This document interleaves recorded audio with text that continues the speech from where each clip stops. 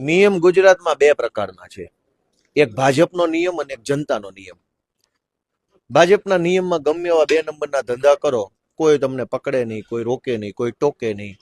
ભૂલથી પકડાઈ ગયા હોય તો છૂટી જાઓ, એ ભાજપનો નિયમ છે.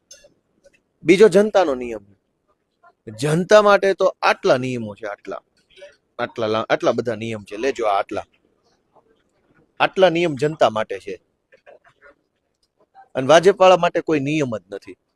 ભાજપના લોકો બળાત્કાર કરે છે, કોઈ પકડતું નથી. ડ્રગ્સ વેચે ભાજપ વાળા દારૂ વેચે છે. ભાજપના અનેક નેતાઓએ જમીનો પચાવી પાડી છે. ભાજપના અનેક નેતાઓ વ્યાજે પૈસા ફેરવે છે. કોઈ નિયમ, કાંઈ કાયદો, કાનૂન, નીતિ, જેલ, પોલીસ કાંઈ છે? કશું જ નથી. સામાન્ય ખેડૂત બચારો ખેડૂત સભામાં ગયા, ત્યાં કોઈ કઈ હુમલો કરવા તો ગયા નહોતા, યુદ્ધમાં તો ગયા નહોતા. હળદરની સભા હતી, તો સભા હતી, કઈ યુદ્ધ થોડું હતું કે લોકો હથિયારો તોપ ને ગોળા લઈને ગયા. એક સામાન્ય ગરીબ પરિવારનો નિર્દોષ ખેડૂતે સભાને સાંભળી